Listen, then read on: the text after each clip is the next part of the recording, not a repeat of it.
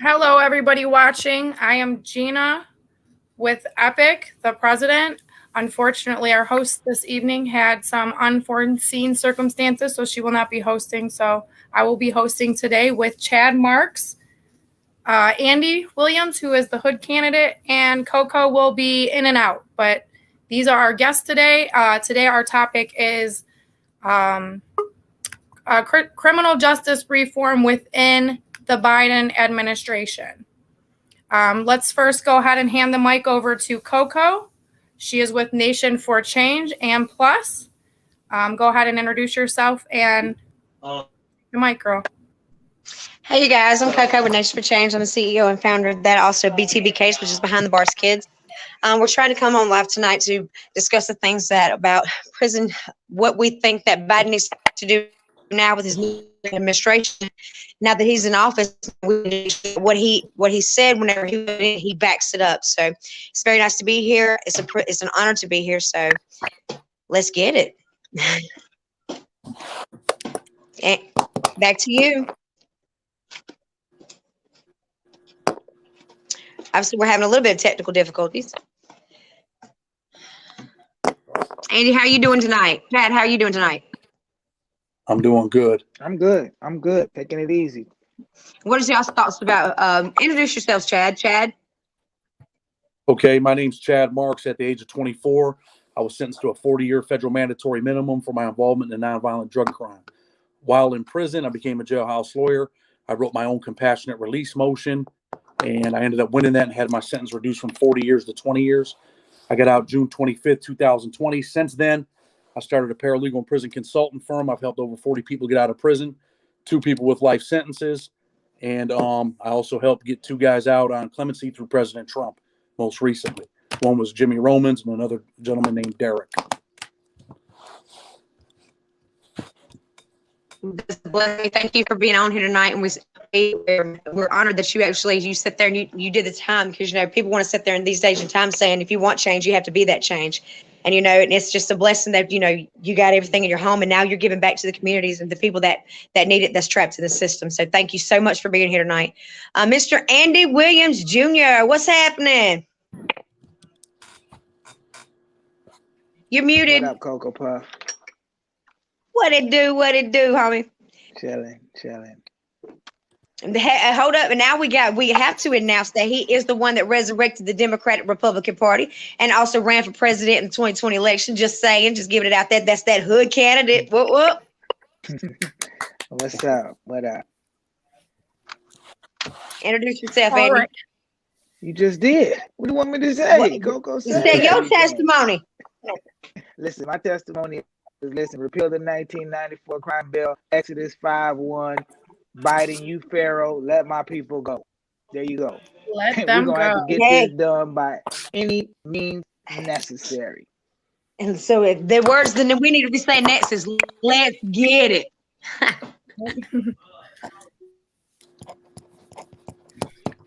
Janine, back to you. All righty. I know that Chad Marks was incarcerated for 40 years. I'm so sorry, guys. For marijuana, correct? No. Nonviolent drug crime. Okay. See? He does have a book out right now. Do you want to go ahead and talk about your book and your experience with the federal government? Yeah, of course, no problem. I got a book out called Blood on the Razor Wire, One Man's Journey Through the Violent Federal Prison System in the U.S. A lot of people think that when they hear federal prison, they think that it's Camp Fed. It's a misconception. The stuff that I went through in federal prison, I wanted to give people a book, because I read a lot of books about people that were in prison, in federal prison, and none of them had been in the places that I had been in, right? So they couldn't tell the story that I could tell. So my book's pretty straightforward, pretty serious. It takes you inside the violent federal prison system in the United States. I spent most of my time in USP Big Sandy. It takes you inside the criminal justice system and why things happen in there. And I spoke earlier about, while I was in prison, I became a jailhouse lawyer and helped numerous people get out of prison. It's my passion. I think that, people, when they're younger, they make irrational, irresponsible choices, but they don't deserve to have their lives taken away. So that's my mission, and that's just what I do.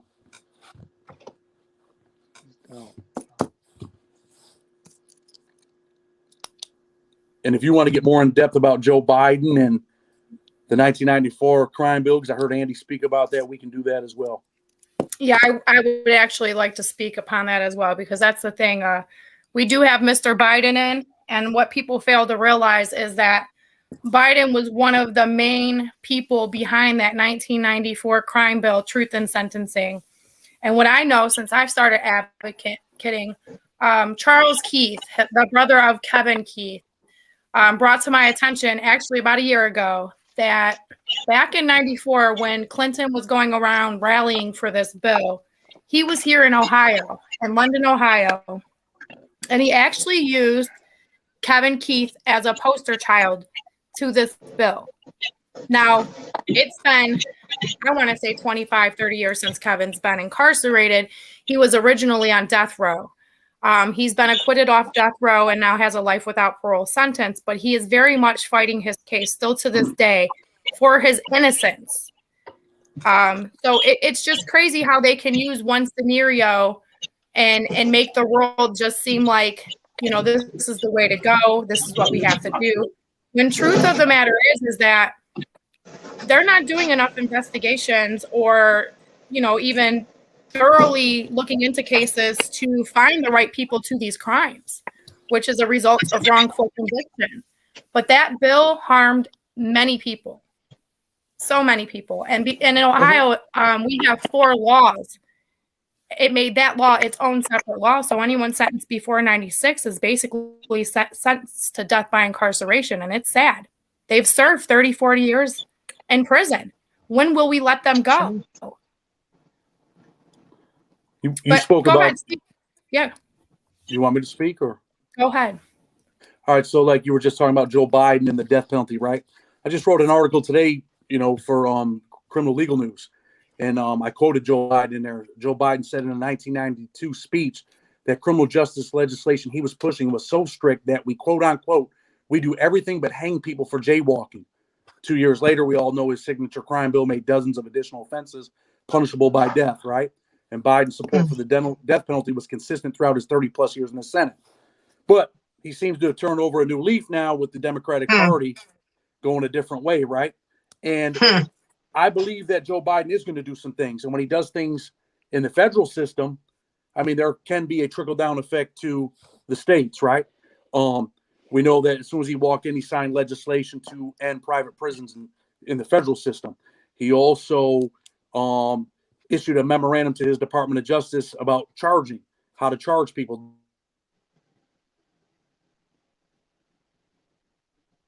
Your phone's muted, Chad.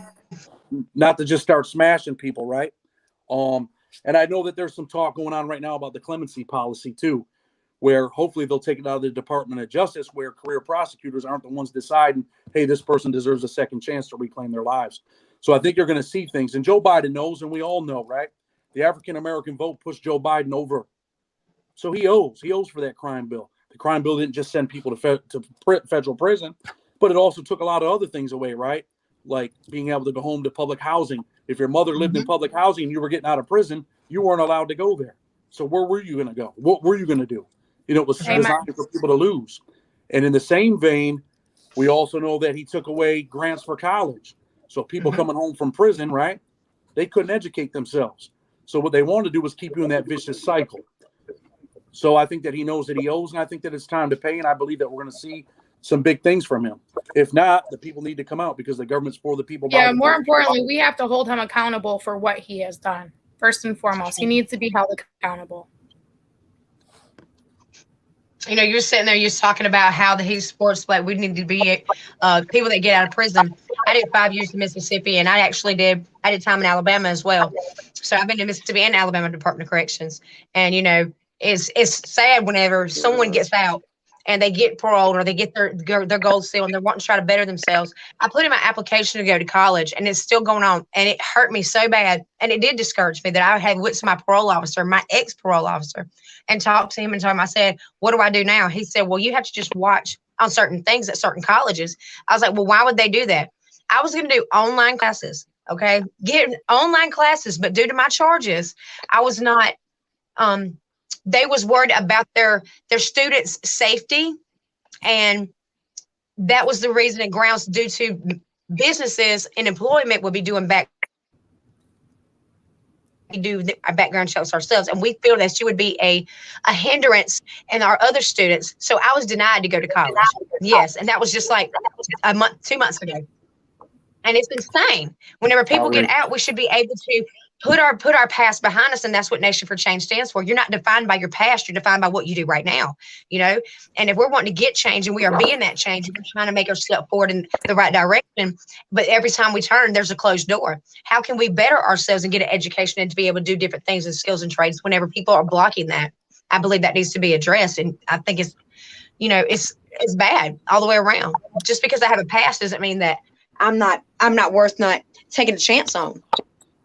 Well, my vote why counts, but my voice don't. And it's the extra labeling, the categories, just recently Ohio in 2019 passed a violent offender database.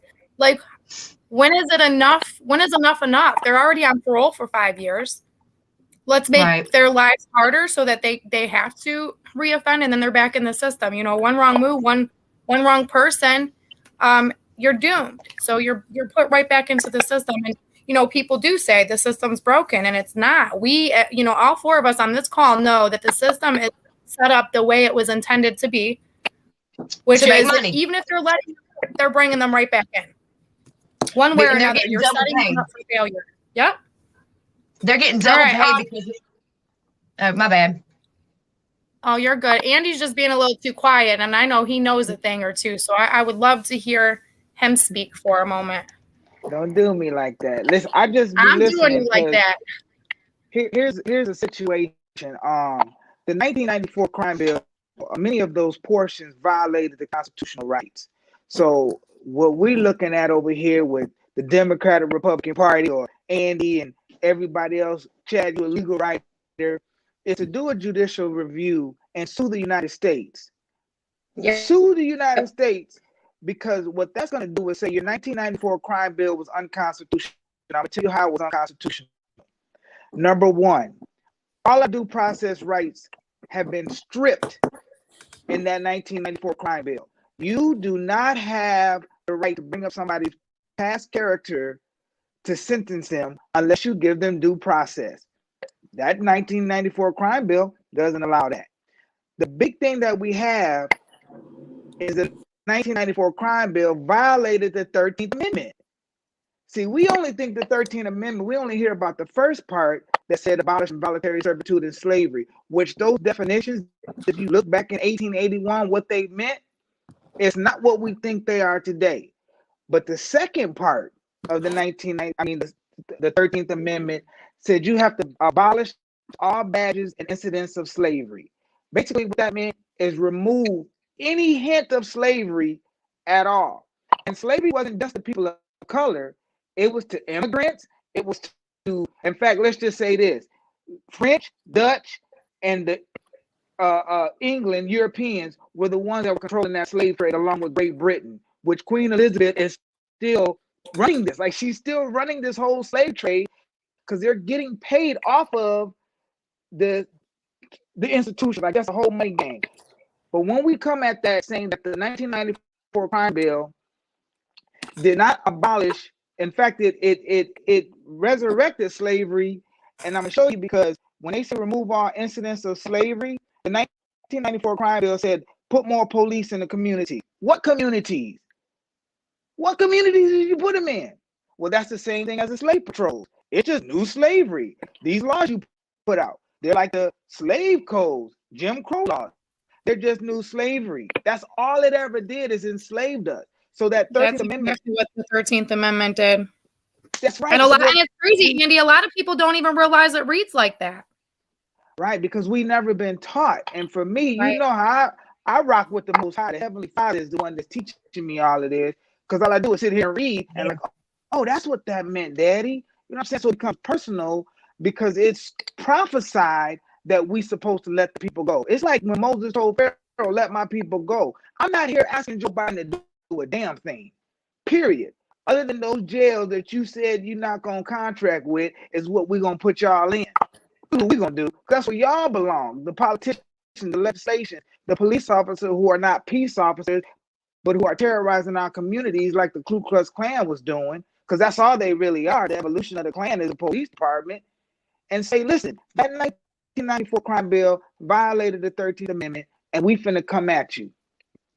And to sit there and ask for another law to be passed, we want to repeal the laws that were passed. We don't want no more laws. We want our freedom, our liberty, and say that we're sovereign. We have the right to govern ourselves. We don't need nobody else coming in our communities govern us, because all you're doing is oppressing us.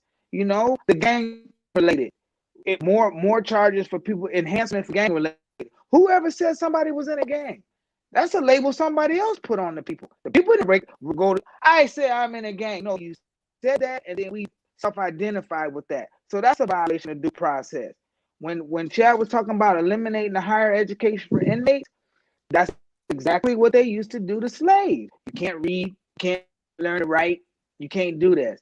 So that whole 1994 crime bill violates the 13th Amendment. It violates the 14th Amendment. It violates the Civil Rights Act. It violates every law that came after the Reconstruction.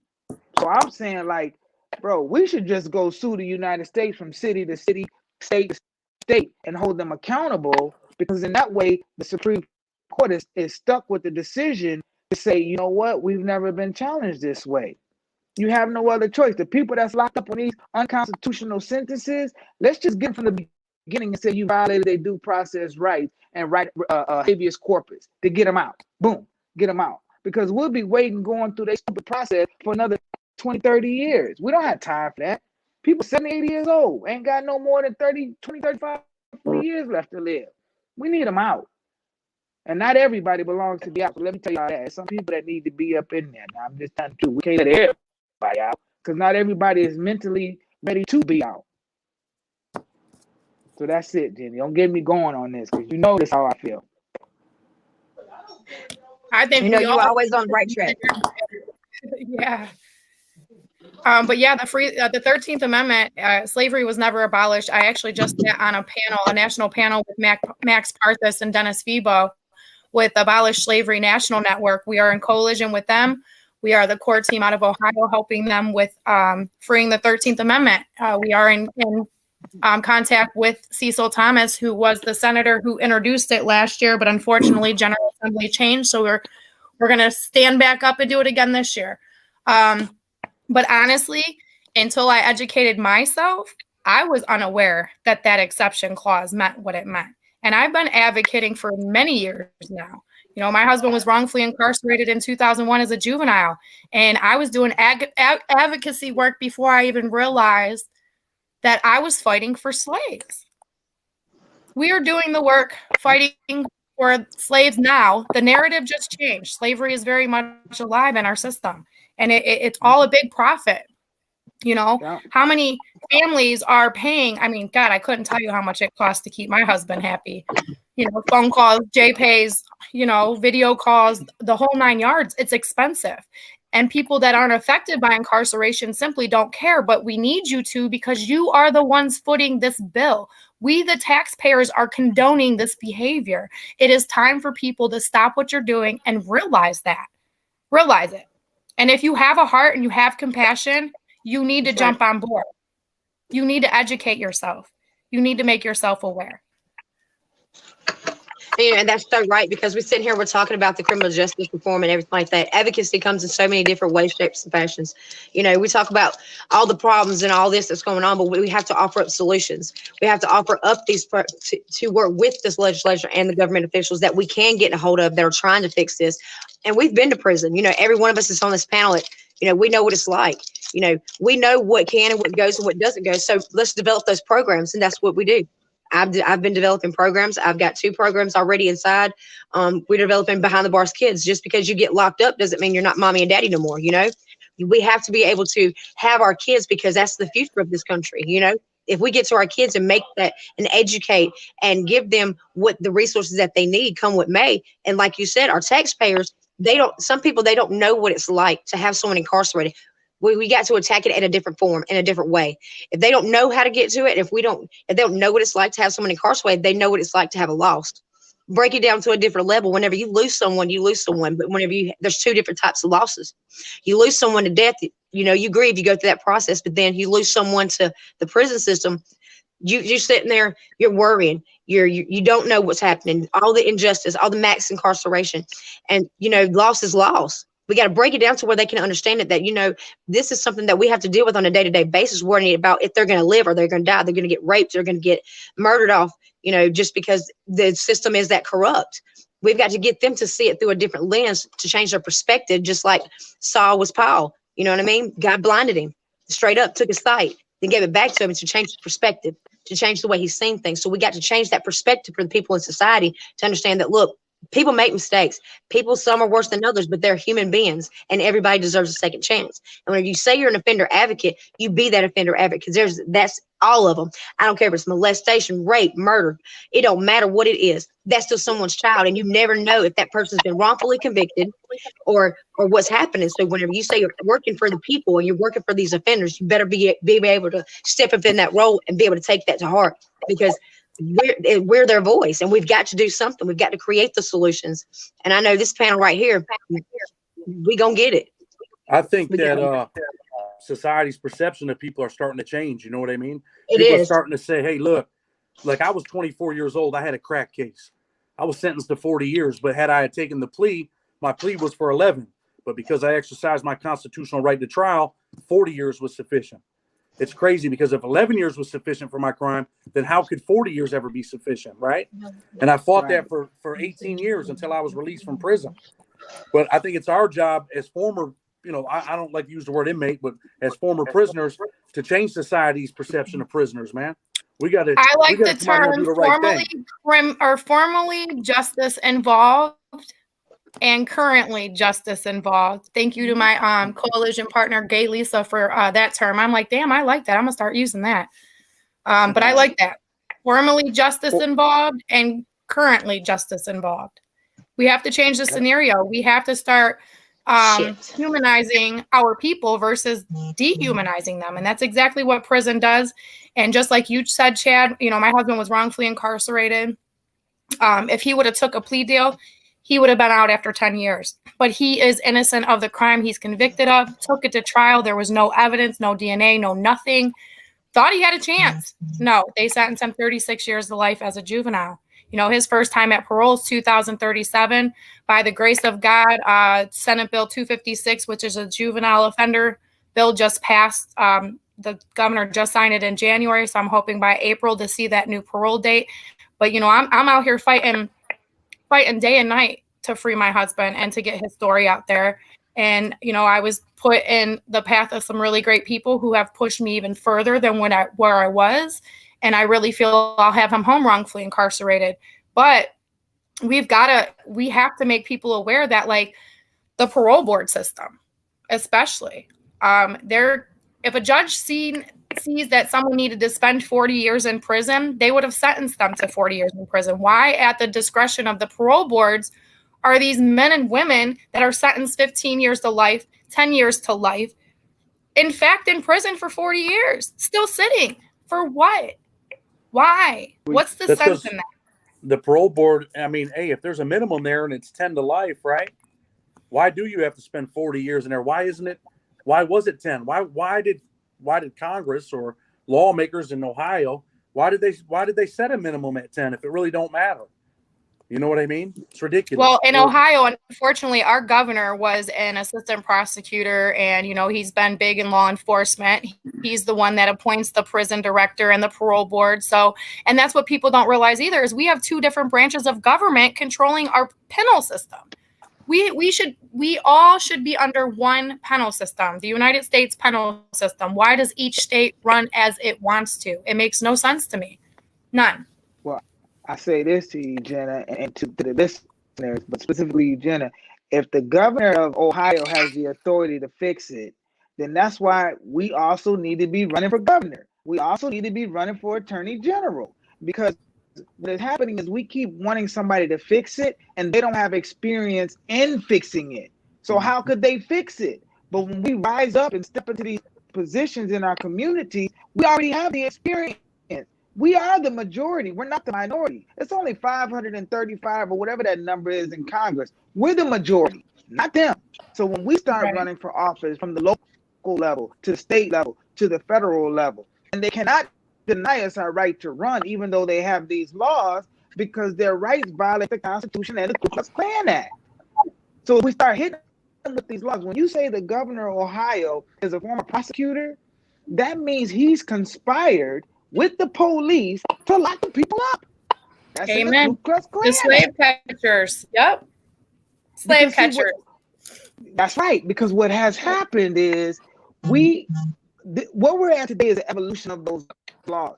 The Constitution, and they pass these laws, but nobody enforces the laws. So there's nobody to be held accountable. Who's going to prosecute Congress? If you know for a fact, if we were in the position that Donald Trump was in, based on what I've seen in the media, we'd have been locked up for RICO. Murder, every charge that happened, storming the Capitol, every last one of us would have been locked up, life, right off the bat. Instead, because there's no equal protection of the law, DT gets to have a public trial. Right. How does that happen? Because that's a violation of the 14th Amendment Equal Protection Clause. You show favoritism to them, or you do with us. And who are we? The immigrants and the poor. It's not about a race thing. It's not about a color thing. It's about nationality. And I was telling my daughter today, and she was like, Dad, you know, my daughter, I want her to go to school. I want her to have a black teacher. I said, hell no. I want her to have an educated teacher. How about we start calling people French, European, German, Italian, Dutch, Israelite? Why don't we say that? That's the nationalities we were. And when we start talking like that, we will recognize we're the sovereign and the government is limited, and their only job is to protect our rights. These laws you're passing, they don't protect our rights. You're just supposed to protect our rights and defend the Constitution. That's what your oath is. These damn laws that you're doing, alleging public safety, that's public bull crap. That's what it is. And our generation is at the stage where we're going to challenge this. And I look at the 1960s, and what they did, they would always go into the courtroom, habeas corpus, Supreme Court. We wasn't out here just marching. Thurgood Marshall was like, y'all march how you want to. I'm in here to change laws. Same thing with Frederick Douglass. Frederick Douglass was out there, gifted orator. William Lloyd Garrison, the abolitionist. What happened to those movements? We're talking, and we need to be demonstrating. Instead of us having rallies, we need to be having picnics and parades celebrating the people that just came home. The parties we need to be having. That's what we should be doing. And if we come together, because listen, I am guaranteeing I'm going to have some of the coldest lawsuits drafted to share freely with everybody. Just put your name in here. This is what you do. Put your name in here. And they have this thing called the private attorney general that allows a regular citizen to sue on behalf of the people if you have an issue that affects the public. So we don't have to ask lawyers to do this. Chad, you know how to read that law. Here you go. Here's the brief. Pop them in New York. You're breaking out. Once we do that, huh? You're breaking out on me a little bit. The weather's real bad here. We got a big storm coming here in New York. We got power out. Yeah. I'm just ready. I can't even say I'm ready to do this. This is what I'm doing. I sued the governor of Illinois. It's like what? I had sued Donald Trump. I sued the mayor and city council in my home city. So it's like this is what we do. I'm not waiting for nobody to do something because we'll be waiting another 400 years, another 40 years. Then your husband need to be home in the next 30 days. What are we waiting for? File a petition for habeas corpus. Let that man go. You're holding him against his constitutional right. We're supposed to be free. And one of the things we really don't know, those codes and statutes are not law. The codes and statutes that they try to sentence us under, those codes and statutes are for federal employees. We are not federal employees. But we would never know this because who's going to tell us this? They're not going to tell, but they'd have messed around and let me figure this stuff out. Okay, they're going to have to answer for the charges that we put against them. They got to answer to the charges. Instead, we're always answering to the charges. That's backwards. Well, like you say, man, the change has to come from us, right? And I agree with some of the stuff that you talk about as far as, getting people to run for office, man. I mean, look at your community, right? Look around your community. There's 2.2 million people in prison across the country, right? everybody's got a mother, everybody's got a father, right? Yep. Some might not be involved in their lives, but everybody does have somebody. If all those people came out and they were voting, there's a lot of things we could do. But I mean, in that context, you want educated people in there too. You don't want some guy in there that just doesn't know anything. Like, hey, I'm against the police and let's just do whatever we want. We don't want a free for all. We want intelligent people. We want justice. We want fairness, right? I don't think you should take a 24-year-old and send them to prison for 40 years. I don't care what crime they committed. I think all people are redeemable, right? Correct. I mean, you don't take a guy and say, hey, I'm going to give you 11 years if you plead guilty, but because you went to trial, I'm about to give you 40. I mean, if my crime was sufficient for 11 to 14, how is 40 years ever sufficient? So, I mean, man, people deserve a second chance. I mean, you see Alice Johnson, Trump released her. You know, she was 65-year-old grandmother, man, in prison with life. And Obama turned her down and Trump let her out. I mean, I understand a lot of stuff that you're saying. I just think that we as a people, we need to come together and we need to put our own people in there. People that are intelligent, people that are going to make wise decisions. Like you said, man, I agree with you 100%. And some people might not like that statement. There are some people, man, that need to be in there until they change their character. I mean, I was in a federal prison. I made it all the way down to a low. I started out in the most dangerous prison in the system. But I made it down to a low security prison. These guys are running around smoking K2, stealing people's stuff, putting me in a position where I did have to do something 2 weeks before I got out. Right. I was put in a position where someone stole something out of my room, right? And I was just like, hey, look, I don't care about what gang you're in. I don't care about none of that. None of that stuff don't matter to me. If you want to play games, then we're going to play games. And this thing's going to get serious. I just changed my life. I became a different person, but I can still be that guy. You understand? Right. So I say that to say this. Some of these dudes, they don't deserve it yet. You got to, but that also comes from the prison system, allowing people to just do whatever they want to do. You don't go around and kick people as a police, kicking people, doing nasty shit to people. I don't agree with none of that, but I think that we should be instituting. Let's say a guy comes in with 40 years, right? Like myself, and I was 24 years old with a 40-year sentence. And we can say, okay, you got a 40-year sentence, but we got all this stuff over here at this prison where you can earn your way out in 6 years. First 2 years, we're going to get you character education. Second 2 years, we're going to get you a college degree. And the next 2 years, we're going to get you a trade so you go out there prepare. So now if you want to come here and do that, you can get rid of this 40-year sentence in 6 years. But if you don't want to do that, then we got this other prison for you.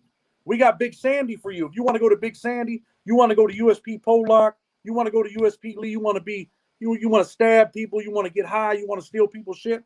Well, we got that prison for you. Go ahead and do your 40 years. But we got a second chance for you, and here it is. And I mean, like you write programs, you said, right? Yes, I do. And that's actually one of the things that we've been looking into is because straight up, whenever you have, and it's all implemented on going to them old school cats. Whenever you got these young bucks coming in and out the system and they ain't learned their lesson, they ain't looked up to same bottom yet. They don't know what it's like, so they're gonna have to go through it a little bit further. But when we reach these old school cats, they got what? They got clout, they got respect, and they know the system. They know the roles of the prison. And that's one thing that I think is so vital that people need to understand. Even though prisons have similarities, they need to be individualized because they're different. Guards is different, staff is different, people are different. The implications are different. Even the structure of the facility is different. So some are going to be worse than others. So we need to educate and offer up those solutions to be able to implement those types of programs. If you want to sit there and better yourself, then look, straight up, you can join this program. It's called the GET program. And it's actually cutting out the BS between a third-party entity, which would be the Department of Corrections, like MDOC. That's a third-party entity. Our government officials in local offices cannot sit there and make just calls or bills or anything to be passed on hearsay information. I couldn't go into a courtroom on hearsay information to be done. So therefore, why are you listening to MDOC with Mississippi Department of Corrections on their hearsay information? That's hearsay.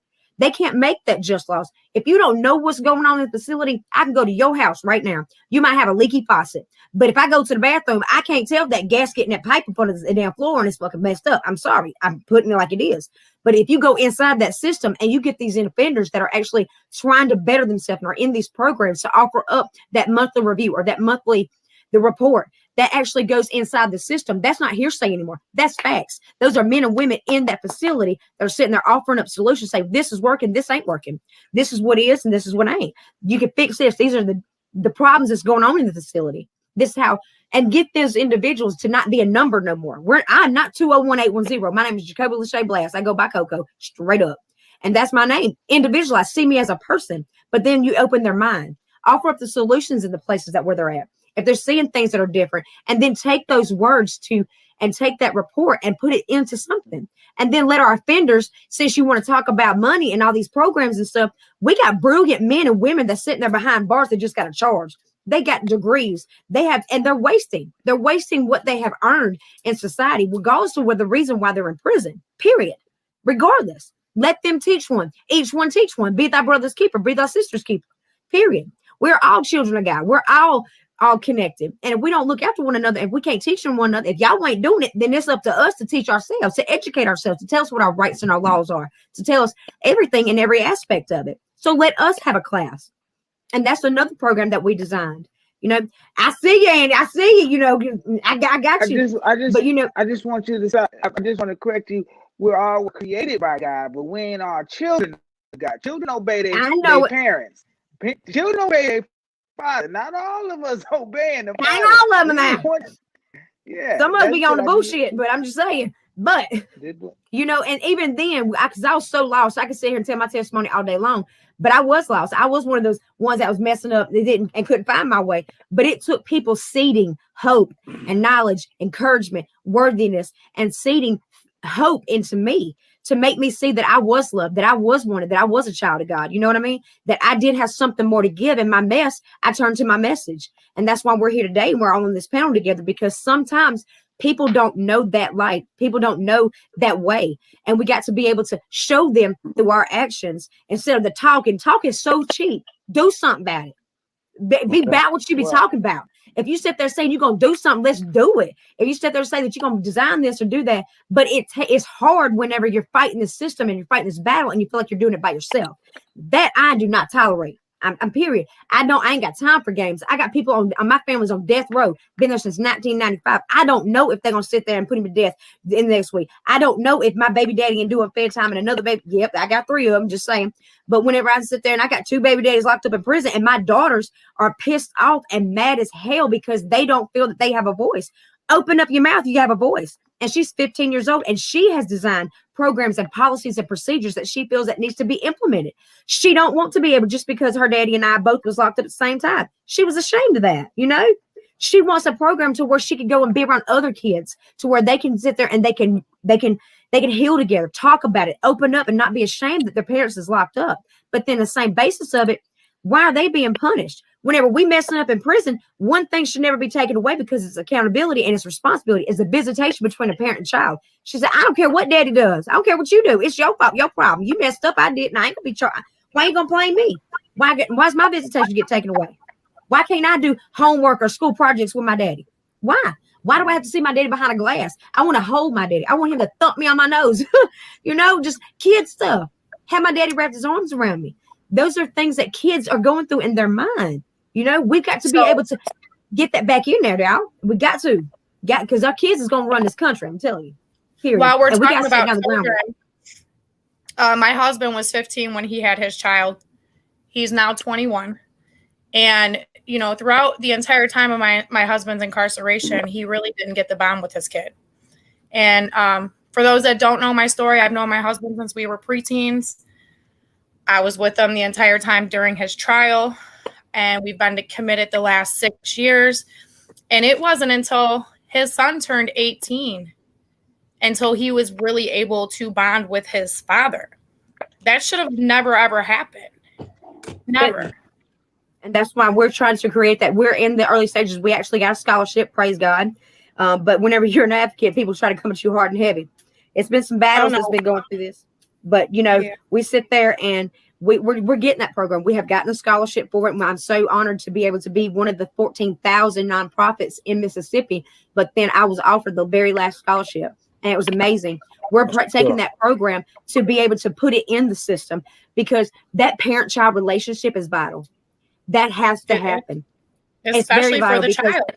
It is. And then people don't understand, whenever one person's locked up, it affects so many, and people don't even realize it. One person locked up, what do they have? They have family, that mom, dads, aunts, uncle, brothers, sisters, aunts, cousins, right? But then they have a support system. They have a support team. But then you got this child, because over 80% of offenders have kids that are locked up. Well, that child goes to school, and that child goes to school and has to talk to his friend. Whenever that friend sits there and goes back to his parents, and then they're sitting out and going, well, I don't want them not to hang out with them. That'd be mean or cruel of me to say, oh, you can't hang out with them because their parents is locked up or something.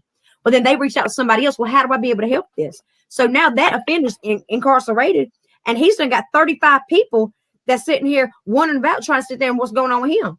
So what would you want to do? Would you want to still see chaos and turmoil and worthlessness? Or would you rather see hope, knowledge, wisdom, understanding, and a leader? If you see leaders, you're going to get leaders. And that leader will take that back to that community, back to the projects, back to the hood. And then that person sitting on the outside, once he's released, look, well, you know what he did do something? Or look, it wasn't nothing.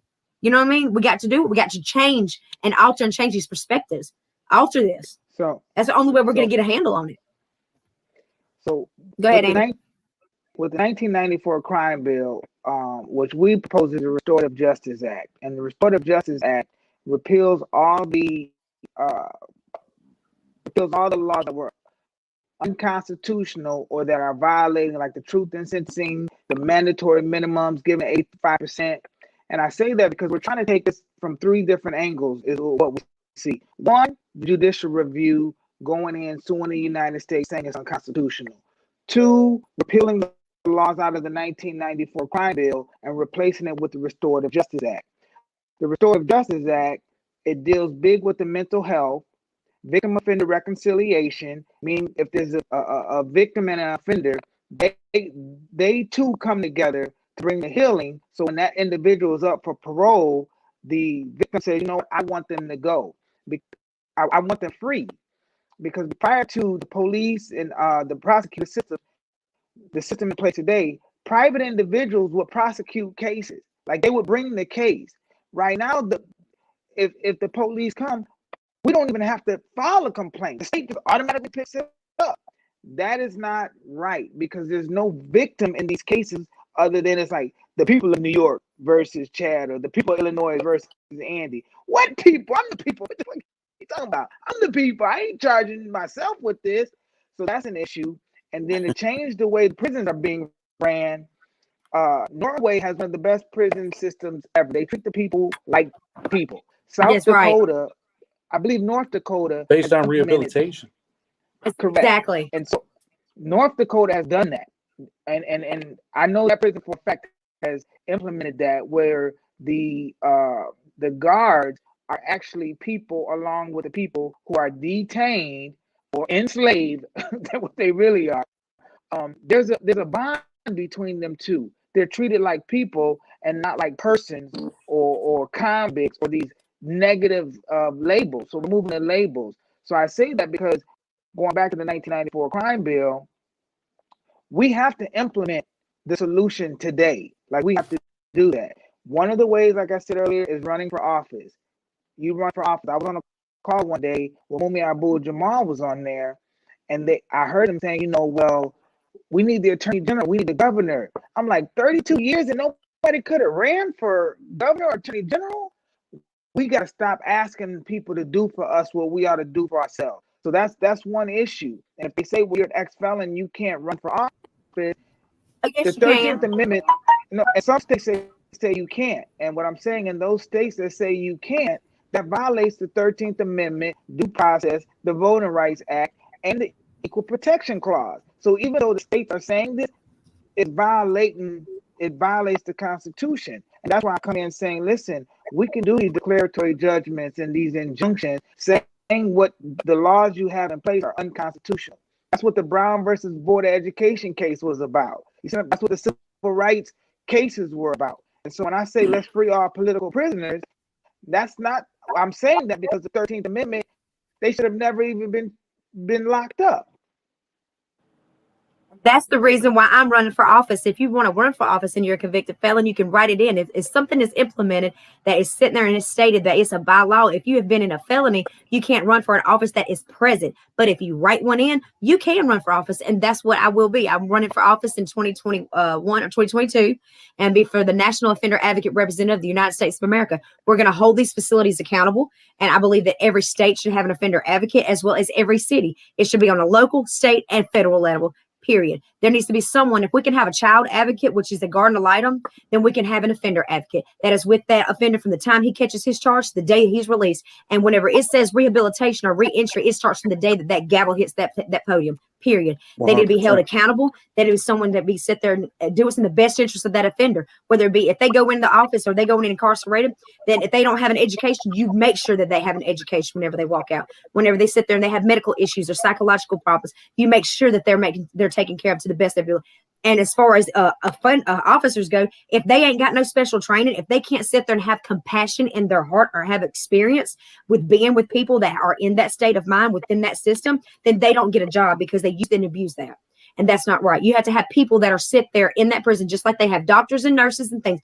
The prison system needs to have the same as well. Wherever there's an offender, whether it be restitution center, halfway house, or whatever, they need to have someone that's going to act in their best interest, not the state, not the facility, not nothing. And that should be implemented. I'm going to make sure it happens. You go, girl. Equal protection. You better believe it, baby. And we just got to change it. Like Andy said, we've got to change this process. We've got to change the political people's vision. And we have to get in offices ourselves. And if it don't work on a federal level, then I'll take it back to a state level. And if it won't start at the state level, we'll go local. But one day or another, we've got to open the door. To work, Coco. That's it. It's going to work. Right. It's going to work. There's no such thing as it's not going to work. We have over 220 years worth of history that we see what worked and what didn't work. And right now, and we know over the last 30 years, what has been doing has not worked. The situation comes in, the people that are in office, 50, 60, even some of the young people, they're following that system that's in place. They argue about it, but they don't propose a solution. And the only thing that these people do that's in office right now is they sitting there and they don't know what it's like to have blisters on their hands. They don't know what it's like to have a minimum wage. Not everyone though, Coco. Not everyone in office is like that. So I don't want no blanket. Not all of them is, but they're the majority of them. Yeah, they just sit there behind a desk and they just on the BS. They don't care. But Mitch McConnell's a perfect example. Right. That's a perfect fact. example. There you go. Worthless. Absolutely worthless. But and that's because he's from that. He's from that Jim Crow era. So it's 100%. Like, so what is happening is this. They're telling us we can't change. No, we're changing. You're the one that hasn't changed. You can't change because you've been the same person. We've been educated, rehabilitated. Our minds have been renewed. Your mind has never been renewed. One thing people don't discuss is when Joe Biden put this 1994 crime bill, he had a bill that he brought out in 1984, 1986, and 1994, and he worked with this dude named Strom Thurmond. Strom Thurmond was a racist out of South Carolina who was a governor. So he Joe Biden applauded him. He applauded James Eastland, Herman Talmadge. These are known people with hate, Klan, and this is who you are bragging about that you're saying you got friends with. But if you take one of us and we say we're friends with somebody that you've labeled as a gang member, now it's a conspiracy. So what the hell is happening here? The very thing you're charging us with, you're doing. So who holds you accountable? We the people hold you accountable.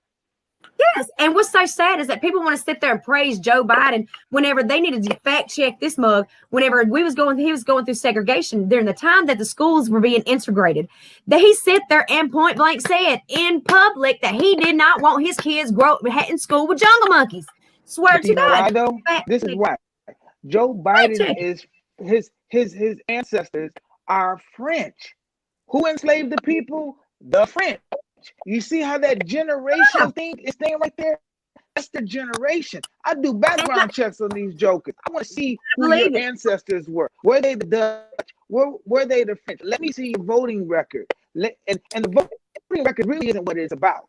Because to me, it's really Andy about wants to figure out where they messed up. Yeah, where's your Let me fruit see at? what Where's your nationality you fruit? are real quick. Do it. My name. Coco, the Yes, bottom sir. line is this: everything that you speak about, right? I respect you because I can tell you're extremely intelligent when you speak, right? This is what it comes down to, though. Exactly what you said. If we don't believe it, no one else will. We need to put the right people in office. We can't just be on here talking. I hear people all the time. Correct. I'm new to the world, right?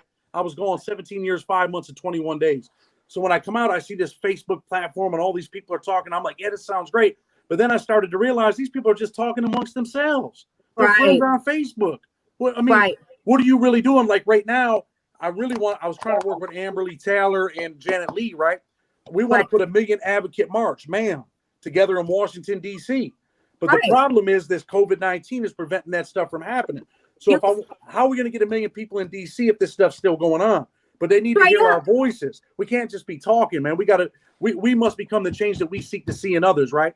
That's right. And That's when why I if you read- want change, you got to be that change and And need when I- and then to know about the base that 100%. you're not. Go ahead. When I read Nelson Mandela's book, right, The Long Walk to Freedom, that's what changed my life in 2010. Right. I'm gonna keep it real with you. It was in the newspaper. It don't matter now. They allege I was a gang member, right? They allege I did some bad things in prison. But I started to change my life and said, look, I don't want to live this life because the law is going to change. I want a chance at getting out of prison. So I went from a gangster to a gentleman. You understand? Yes. And then I started Went to from the educate streets to myself. Christ. That's right. I started to educate myself. I got a college degree in prison. I taught leaders breed leaders like yourself. I wrote incarceration prevention classes for kids. I want to put a channel together right now called PEN, Prison Education Network, because I want to change society's perception. And I want people to believe in themselves. People think because you're from the hood, I got a crack case. People think because you're from the hood, what, you can't run for office? You can't change your circumstances? You're not defined by your past. You're defined by what you do right now. Together we can conquer as one will fail, plain and simple. Right. But we got to stop talking about it. We got to be about it. We got Be to about make it happen. You know, like that's what's the he way that I say? feel. If you ain't about what you be talking about, well, the people need to get about it because I ain't playing with them. If you gonna get left in the dust, I work solo because they say I don't work well with others, but I'm passionate about what I do because the fact is, straight up, at the end of the day. Well, because you know me, and a lot of people that if they don't know me, they know me as I'm going in hard. I'm gonna cut the bullshit. I'm gonna cut the mess. I ain't your friend. I ain't here to play cake with you. I'm here because I got family behind those bars. I've been behind those bars. I know what it's like. I'm not gonna sit here and stand down. I'm not gonna leave my brothers and my sisters back there because I know for a fact at the end of the day, if I don't fight for them, no one else will. If I can't change that perspective to society and the people that are in the offices, then you know what? I'm a failure. I'd be damned if I'm gonna be a failure. Because if anybody's gonna get change, we gonna get that change. And if they don't want to stand down, we can move them out the office. We can move them around. People don't think they can do it because you hear. Oh, we can. We can because we get so stuck in our minds thinking that because of all the negativity that people put in our heads that we're worthless and we can't do this. We can't. I got a God that says I can, and I'm just saying whatever door he opens, can't no man shut. And that's in Jesus' name. I mean, I'm just fire. I'm passionate with it because I believe in these monsters to society. Well, those monsters raised me, and I love every one of them. I love them to the day I take my last breath. But like you were saying, we've got to come up with those solutions. We've got to develop those programs. We've got to develop a certain way. If we fail and this one don't work, it's not that it's a complete failure. It means it needs to be altered. So it's a review. So we have to revise it. Just like these bills and laws, we got to get in these House bills. They try to shut us down with House Bill 83. You know what House Bill 83 was? I didn't know nothing about anything about the legal terminologies of what it was. I thought dead and alive was like, okay, I'm breathing and okay, I ain't got a pulse. That's what I thought. But no, it's in different forms whenever you're looking at bills and process because dead on arrival is null and void. But I had to teach myself. I had to learn this, and I was ignorant. Ignorance to me is knowing that you are without knowledge and doing nothing to correct it, period. Mm-hmm. I am not going to be ignorant. I will learn what I have to learn. If I'm going to be walking in this era, in this type of field that we're in, then I've got to learn these. So House Bill 83 was literally going to sit and state, which is dead now, but it was saying that people that gathered any entity, any assembly of 6 people, if they sit there and disturb the enjoyment, that was the word format. That's verbatim. The enjoyment of another, it could be classed as a felony. They literally trying to stop the protest part of it. People need to get on point. You better get on your game. Ohio. Yep. And they Yeah. really was trying to pass that, and they can't. It's dead, but still, this is what people in office are trying to shut us up. I got a big ass mouth. You gonna shut me up? You gonna take me out? Because I ain't going. Hey, listen, I didn't know anything about them laws and them bills and them things being introduced up until I started advocating. So it's up to us right here.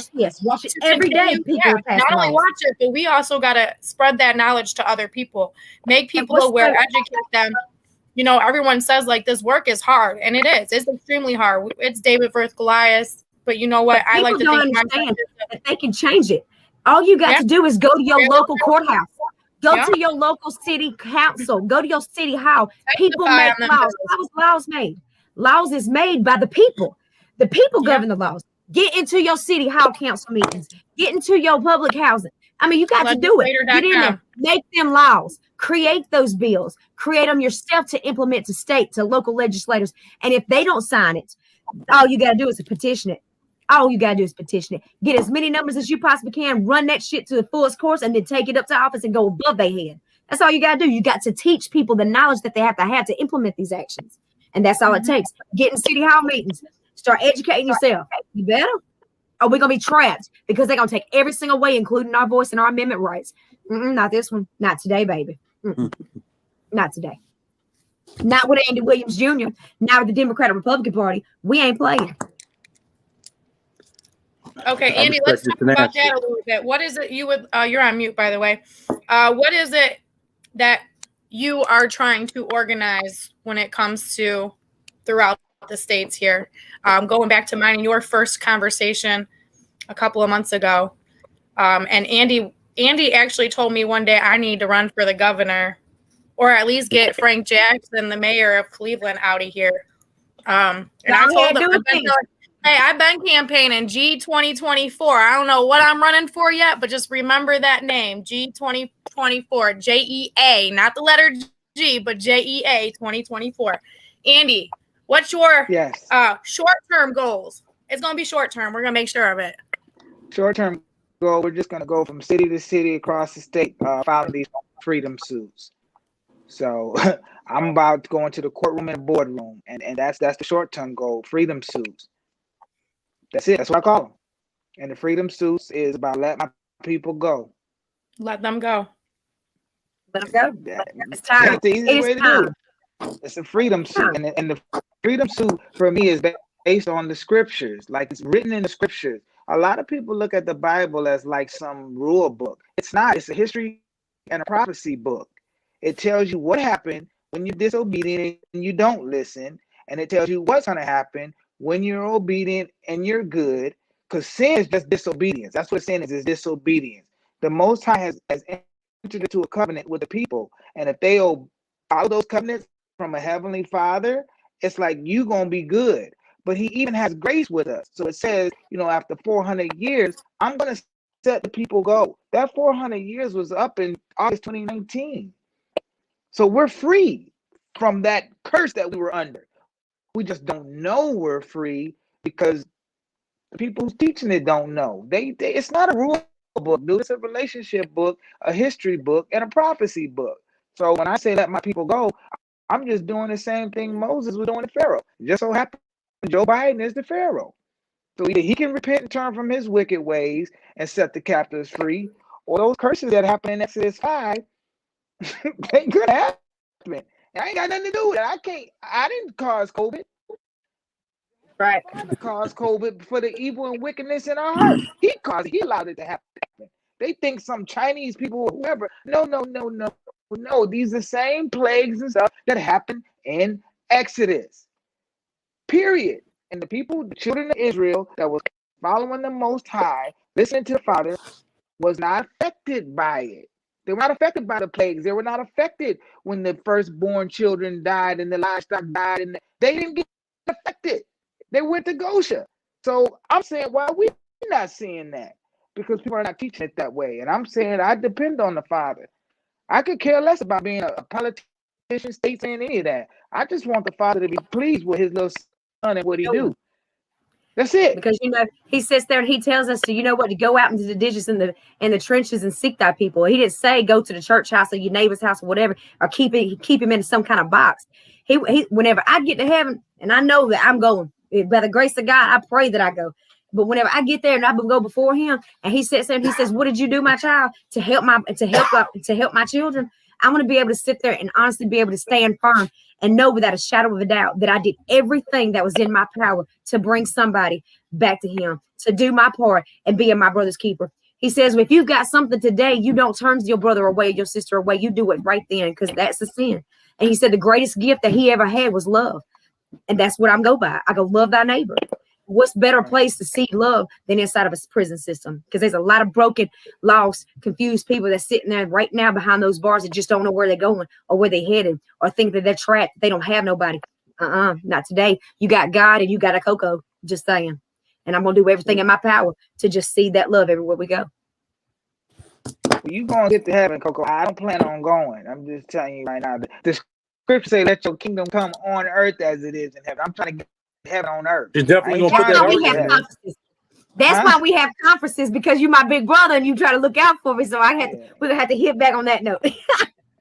But, it's a learning process. And to be honest with you guys, it is a learning process. And sometimes it is overwhelming. And sometimes we think that we can't do it because of all the negativity that surrounds us. But surround yourself with positive things and, just try to do the best that you can whenever you fall in, prison reform is so many. It's not going to change. Isn't going to happen overnight. People need to have the facts. It's not going to happen overnight. But whenever ain't nobody there, and whenever we're sitting here, we're wrapping our brains against and hitting ourselves against the wall, and we've come up to these brick walls, and we don't see that there's no change. We need individuals that's going to be still sitting there right then and there at the drawing board, at the table, still coming up with solutions. Even though Governor Reeves sit there and he threw out the 21-23. Okay, well, what parts of these bills that you didn't go for? What parts of this did you not agree with? Because it could have been 2 or 3 things he didn't agree with, So what is it? How do we turn those no's to yeses? How can we revise this stuff to be able to keep on going? If you're going to be about it, do it. We got to still get in there whenever no one's sitting there and we think that no one is listening, no one's paying attention, yes, they are. But they're waiting for the right things to come up. How do we make that happen? Getting in your city halls, creating them laws, getting your teams together, making sure that people are in this for the right reason, not for clout chasing and all this other kind of stuff. Because some people are sitting there, they just want to sit there and get the face on it. I don't care if it's Nation for Change, Epic, Janet Lee with CPR, which I love her to death, by the way. What's up, Miss Janet?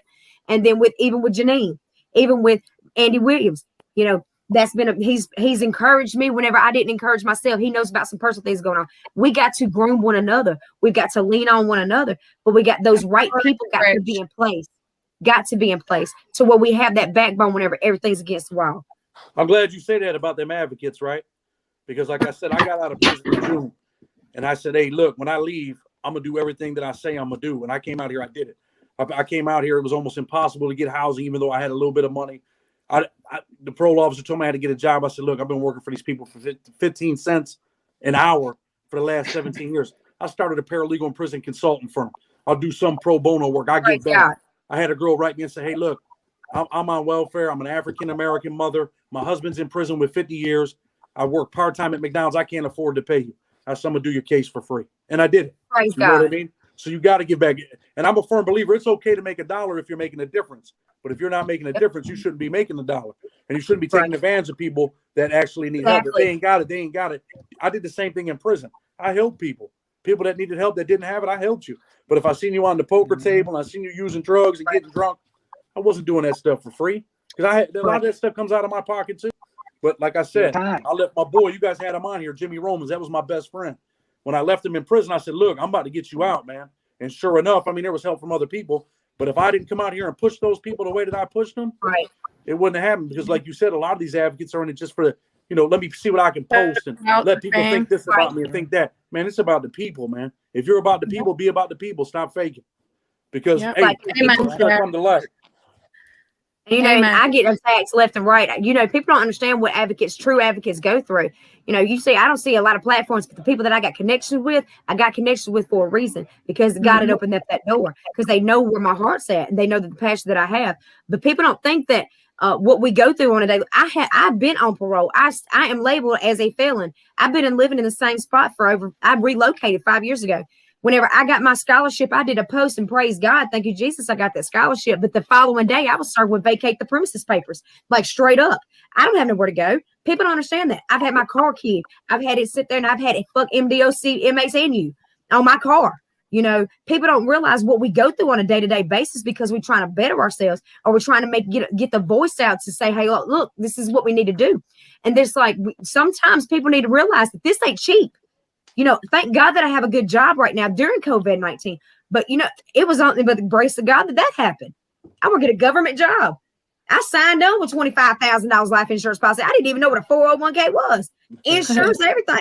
Thank God, because he's seen forth in me that I was worthy. And he said, I want to put you there to get you to learn. I need you to get the knowledge. I need you to be there to better yourself, to bring it to me. Okay. But even though I have a good job, I still am a felon.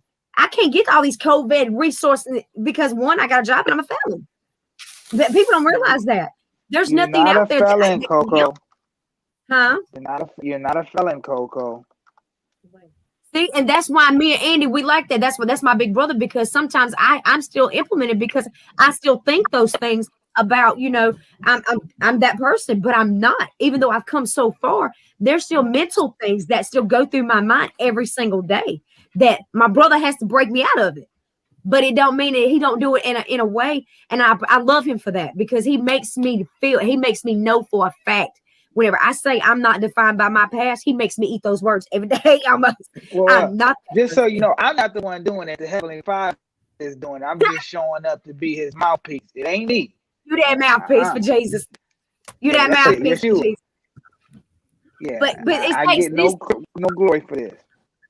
But you know, it's God working through him to be able to see the knowledge that I need. And that's what it takes. And this is that system. This is my link right here. This right here. This is my support group. And add a few more with Plus and Janet Lee, because I tell you, if that one right there gonna go hard, she's gonna go hard for Coco. I love Janet. We've been in coalition with Janet since National Freedom and Justice Day. We actually had, I'm not sure if you guys are familiar with them, Ricky Kidd. Ricky Kidd was exonerated after 23 years in Missouri. Yes, by the grace of God. And he, you know, same thing. He could have, you know, I always watch his shows. I've seen him speak at numerous seminars, and his story will never get old to me because it sounds so much like my husband's. But, you know, he was our guest speaker.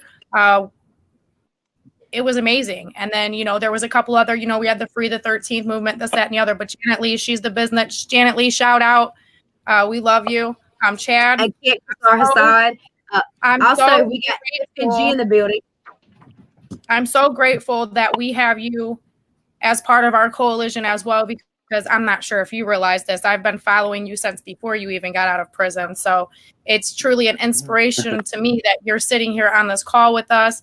Andy, you gave me a lot of hope with my little campaigning thing. And like I said, I'm not, you know, I told you I don't do the Democratic Republican. I'm looking for compassion in the heart. So I don't even know how I'd run. But I know when I'm ready to run, I got you two down there on my side. So I'm not worried about it. We running for something in 2024. You got my believe it. And you ain't got to be Democratic or Republican. You could be the Democratic Republican Party, baby. We're going to bring the statesmen back. We're going to bring the people that's coming for the people. And they might sit there and they might overlook us and think us that we're second guess. But guess what? We got to vote. You can listen to it, and it matters. Why doesn't our voice matter? Just saying. And I think this election was solid proof to the people that your voice or your vote does matter, you know, and that's the biggest problem with people not voting. And I'm not gonna lie, I didn't vote for a president this year. I did vote for my Cuyahoga County, because there's a lot of people in Cuyahoga County, common pleas, that need to get their asses off the seat, because it's one big Irish gang ran there, so nobody has a chance. And I'm Irish myself, as you can see, but it's the truth. It's the truth. You know, if your people are doing wrong, you need to call them out. I'm just saying. That's in general. Right. We all have to come together in unity and solidarity and keep it pushing, you know, and I respect all the work that all of you on this call put in. You know, I know y'all see the work that Epic puts in. We're not going nowhere. And we will make sure that change happens now. Not that it's coming, it's about to happen. So we need boots on ground. Anybody new on this live that has no correspondence with any of us, please get a hold of us, message us. You know, we need to build a coalition across the United States, a solid one, not one for the clout, because none of our organizations want that. This isn't here just one organization. This is several organizations pulling together in solidarity to bring the God's honest truth to y'all. And we need you to listen. And if we don't know something, we've got a staff and we got a support team. Because I know at any point in time, if someone reaches out to me and calls me and says, hey, they need help. If I don't have any knowledge of that type of stuff, if it's not something that I directly work with, you better believe I'm calling Epic. I'm going to call Chad. I'm going to call Andy. I'm going to call whomever that I know is about that. And I'm going to send you right on their way. So just reach out to us, no matter what it is, because we're going to sit there and we're going to do our best, because I know for a fact, these people that's in this group right now, this slide, if it's something they don't know how to do, they're going to make sure it happens. They're going to make sure they get the people to the right resources that can help. We ain't going to make you no promises. We're going to do whatever, everything. But we can make a promise that we'll give it our best, and give it everything we got to get what we can. Be looking out for Nation for Change Spring Festival, too. It's going to be, we're putting up, we've got sponsors. We got the Rapping Grandpa, LLC. He just had a show with Rick Ross and Young Jeezy. We got Mark Free FNG. He's one of the local artists that's coming up. He is sponsoring Nation for Change at BTBKs. We're supposed to be having Pastor Troy. I'm not quite sure yet, but we're looking into some artists to bring 2 middle headliners, and we're going to bring it into unity and and solidarity. And that's going to be sometime in the break. And there is Mr. Mark Free FNG peeking around the corner. I'm in his studio right now, so that is a blessing. So we're going to bring it to a national level. And we're going to do it. We need the recognition, and we're going to move forward. And if anybody knows anything about a struggle, we're going to put it in. So we're going to have testimonies. We're going to have live. Mr. Chad, I want you to come to Mississippi. I don't have no problem. I'll definitely do it. Andy, I want you to come to Mississippi for this national. For Where's real. your I will travel sign? Hey, I know you coming. You ain't got no choice. It's going to be, we're getting the dates in right now. We've got everything structured. We're doing the contracts right now. I'm writing them up. But it's going to be Nation for Change Spring Festival, so it will be in the spring. So clear your freaking calendars for Nation for Change Spring Festival coming up this year. Or be able to clear it out when it happens. Another thing coming up is National Support of Prisoner Day, which is February 20th. We are asking for anyone affected by incarceration, anyone affected by slavery inside of our institutions, free the 13th. I'm not asking people to get extremely creative. I'm actually going to do my window within the next day or two. We are going through a snowstorm, so I'm really not trying to be out there in the middle of a snowstorm, but hey, whatever it takes, right? What we would like for this national campaign to do is start bringing awareness to the communities that we're living in the effects of mass incarceration. It's a window campaign. Display your pain on your window pane. So PAINE, PANE. If you can't draw, just put electrical tape down like their bars, cell bars. In mass incarceration, free the 13th. Just simple writing on there. Yep. I myself will be using a lot of our protest boards because we've got some pretty powerful ones. My windows, I have 3 front window panes and they will be full of boards. I'm going to put lights around my windows so it brings the attention to the windows. And let's show our communities the effects of mass incarceration has on us and our loved ones. Because as long as they're in, we're in too. We're in. We need to do a virtual on that to get everybody and all the leaders of different organizations to get together, and we need to push that. Because you would be surprised if you sit there and you see a window or somebody's house. If you have a loved one that's incarcerated, put something on your window, and you drive through neighborhoods and you actually see how many people are sitting there in a community that have loved ones locked up. Well, this is our first year doing this specific campaign. I think I want to do it annually on Support a Prisoner Day. That is February 20th. I'm asking for people to leave your windows up for a week. Take a picture, send it to us at Epic EPIC, the letter X, TEAM 20@gmail.com. There is a flyer circulating on any type of group. I'm sure you're in one. You've seen it. Spread the word. Get people involved. We need to show those that aren't affected, which we know they are because they're taxpayers, that it's time to end mass incarceration now. It's time to let our people go. It is time to free the 13th. It is time to abolish slavery once and for all, period. Also, there is a banner at the bottom that's going. Chad Marks has a book out. It's called Blood on the Razor Wire. It is available on Amazon.com, or you can email him at, go ahead, Chad. freedomfighterspc@gmail.com. There you go. Go ahead, Andy. Go ahead. What? I thought you were going to jump in real quick. No, you find me on Facebook, The Hood Candidate. That's it, The Hood Candidate. There you go. And he's a good hood candidate. Any other questions? Please email us at any of the pages this StreamYard was streamed on. If it wasn't specifically for Epic or for anyone on this call, I will definitely make sure they get the message and we answer your questions.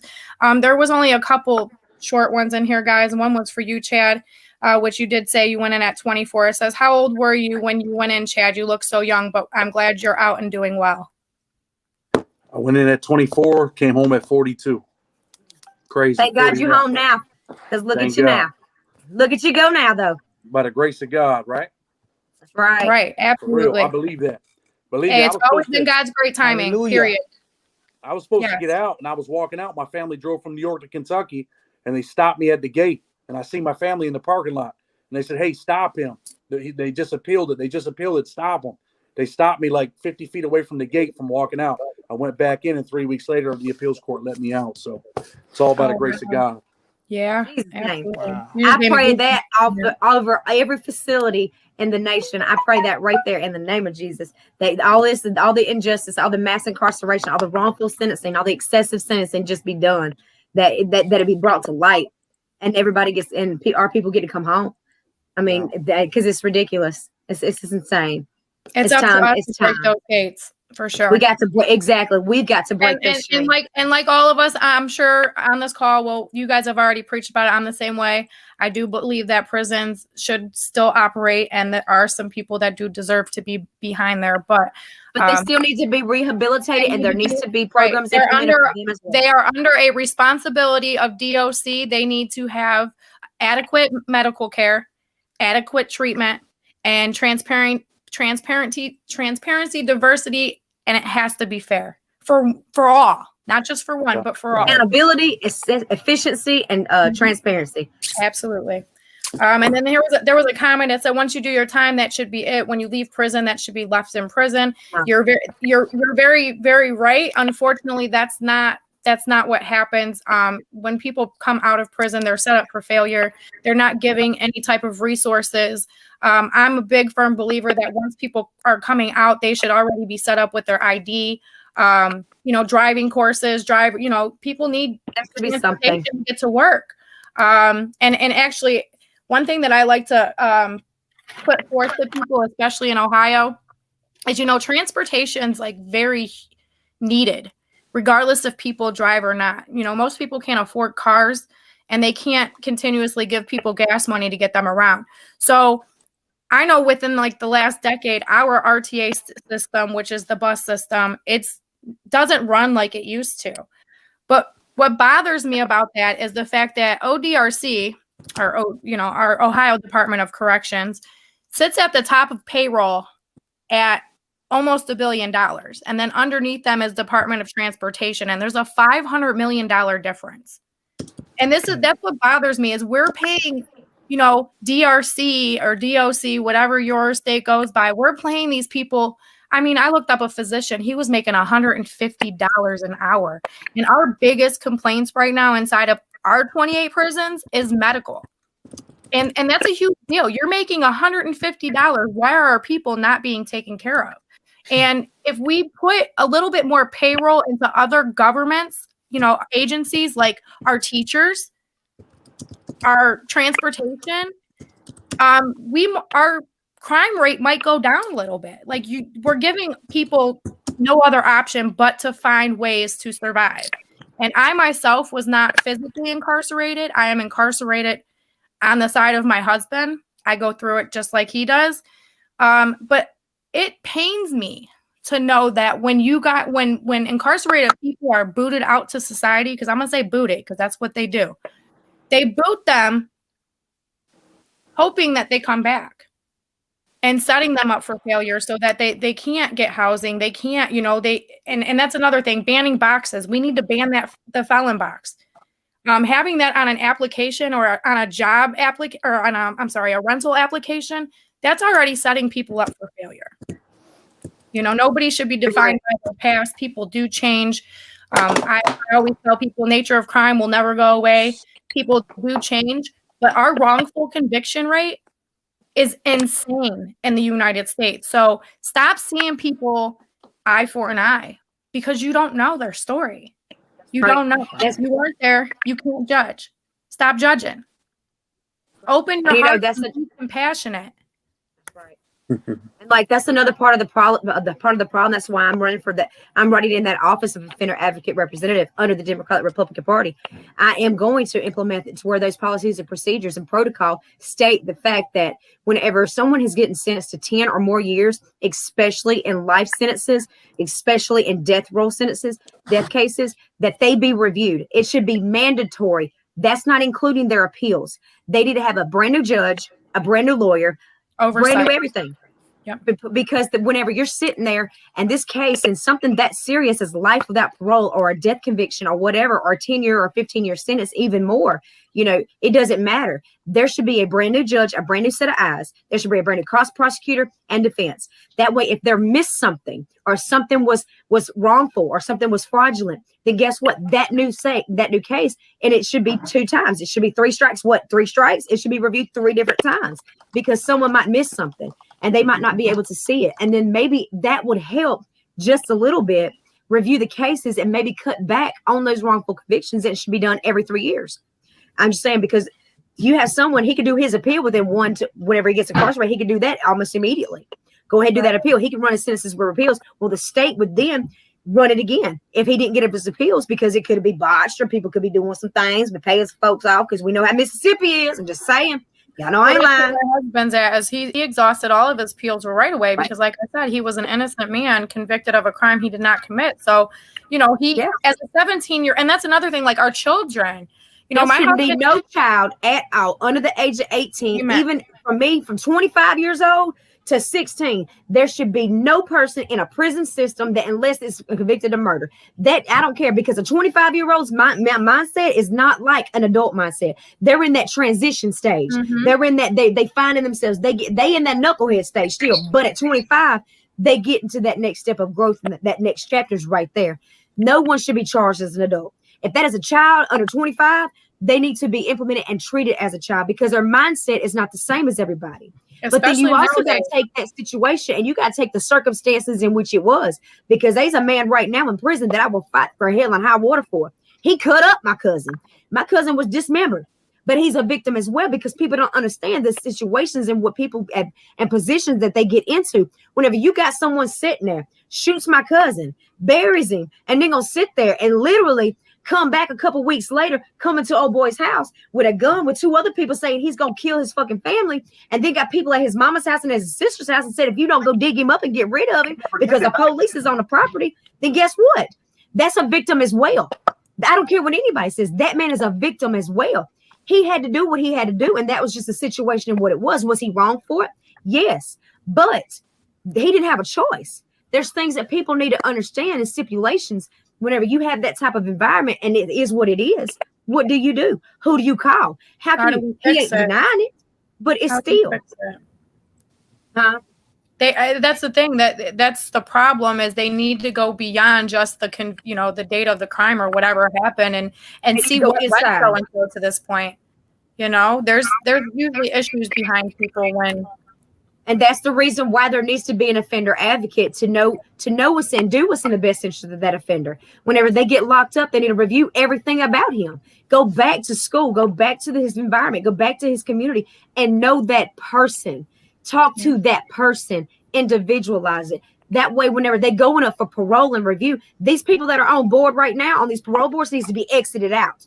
They have no understanding. They have no compassion. They don't know nothing about no streets. And if it was me, I put motherfuckers on the damn parole board that's been in prison, that sit there and they know about that know the roles, that know the games they're going to be playing, that knows the little skits that they're going to be spitting. And it's just it. Have people that's been there and has experience with this, what's going on. Because who can better tell us what's going on than the people that have been in that streets and been in that life, that know what change is about and just not BS. Yeah, our parole board's operated by opinion. DOC members. Majority of it is DOC members, which over the last couple of years we've been complaining about diversity and transparency and making it more fair. And they actually victim advocates, no prisoner advocate. But yeah, it mostly is DRC members. So when you're already putting wardens and COs and all that on the board, what chance does this offender or person have? They don't. The odds are already against them, and we have absolutely no guidelines, period. And like I said, it boils my blood to know that it's not just Ohio, and some states are doing better than others, but we're under one penal system. It is time to hold all parole boards accountable in the same fashion and same state. We are all Americans, period. So what we gonna do about it? You already know. So what we gonna do about it? So keep on doing what we're doing, keep on fighting, and keep on making sure everybody sees every one of these lives and does something. It don't matter what you do or how you do it. If you're doing something, it don't matter what it is, big or small. Your 15 minutes, or you're getting into seeing how we can get these voter registrations to these offenders that's in prison, whatever it may be. Call your state office. Call the president. Think I ain't wrote Joe Biden. Think I ain't called his office. We're gonna get some change one way or the other. For sure. And if anybody would like to join in solidarity, Coco, go ahead and tell them how they can get a hold of you. Hey, well, we've got a few little places. We also have Live and Straight Out of Parchment. We have The Low. We have the Voice, which is Victims Overcoming Incarceration with Cleansing Energy. That debuts March the 5th. We have Nation for Change at change.org. That's one of our websites. We've got the Plus Party, which is Positive Leaders United in Solidarity. We have got a lot of different things we're working on. If you can't find me, you can find Andy Williams Jr. under the Hood Candidate. He's on Facebook, and he is a beast at what he does. And you got me. I'm just Coco. Doesn't matter where you're at. If you're around me in surrounding states, it doesn't matter if you need help, hygiene products, clothes, household materials. I get donations all the time, and it's for the community. I don't feel that you need to charge people for whenever they're humbly asking for help. Whenever they ask for help, they truly need it. So why do you just want to take a coin or take a bread out of somebody else's mouth whenever you'd be giving stuff for them for free? So get up with me. My phone number is 601-575-6017. You can also find me at Jacoby Lachey. That's JACOBY LASHA at gmail.com or nationforchange.org. Anything that anybody needs, if you need letters, if you need whatever the case may be, I mean, it doesn't matter. If we've got it, you're welcome to it. Period. Right. Reach out to Plus at Plus's Facebook, to mine, Nation for Change, Facebook, websites. Just get in touch with us. If we can help you, we will. Hey, there's someone asked a question on there About your shirt and hat. What's it stand for? It's 585. It's from my neighborhood. There was a little kid in my neighborhood, man. When I went to jail, he was about 7 or 8 years old, right? And as he got older, he used to support me on Facebook. Aww. His name's Kirk Van Orden. And now he's a little older now, so he started his own little clothing line from our neighborhood. So I wore his stuff tonight to support him because the dude was a little kid when I went to jail. And my mom used to tell me, hey, this kid's supporting you on Facebook. And I'm like, who is that? She's like, oh, it's Katrina's son. And I'm like, oh, yeah, good dude. So I'm just supporting him. Give me his information so I can get some shirts so we can promote that. All right. Straight up. I'll send it to you. He's got some good stuff on there for real. Chad, can you stand up just to tap it so we can see the shirt? Because I didn't even notice the shirt until she said something. Like, what is yep, there we go. 585, guys. 585. So you know what? We're going to put 585 on the market. We're going to put him out there. How about that? All right, sounds good. And anybody that was sitting there and they support us and they want to sponsor or whatever, we need you. We need everybody. If you're doing something for the betterment of our communities, for our kids or our schools or our children, get on board. It don't matter what you do. If you just can sponsor us, come on, bring it. But hey, I'm going to put his name and his logo on some of our stuff. I'm going to reach out to him. Yeah, we're going to promote the hell out of him. I appreciate you. He was just a little kid when I went to jail, and he remembered me from the neighborhood. Even though like I said, I had a big crack case where I'm from, right? But I was good to the people in the neighborhood too. I had a pizza shop, and I had all about dignity and respect. I did a lot of stuff, and that kid's a good kid. You know what? We're gonna push it. We need a whole lot more like that. No doubt. Praise God. Hey, I appreciate Andy, you a oh, lot. yeah. Believe me when I tell you that. Well, I love Coco. She's Huh? my girl. Coco is my girl. Me too. Look, And I y'all like the what? dog. He said he appreciates you. I You had heard me? pit bulls in the back. My bad. No, it's all right. It's all good. Pit bulls. Well, I appreciate y'all because you know what? It's a battle. It's a struggle. But you know, Andy, you know, he's been right there. He's been rocking with me since we met. We talked one time, and it's like our spirits is just God just led me, and He teaches me every day, and God works through him, and it inspires me. And whenever I feel like I'm weak, I know that I get tired and I get weary. But you know what? It's okay to get tired. It's okay to get weary. That doesn't mean I'm weak. That just means just like Jesus got tired and he got weary. He didn't have to bear that cross, but he bore it anyways just for us. And I believe that we can spread that Christ-like loves that he shows us every single day. And if it wasn't for my support with Andy and God working through him and Janine and just everyone, I wouldn't be where I'm at because I'm facing some terrible battles right now. I mean, being evicted, straight up vacate the premises with no reason, no clause. I've been there for forever. And then sit there and going through these struggles. But then God said, okay, hold up. I got you. Because he point blank, he says the desires of your heart are already promised.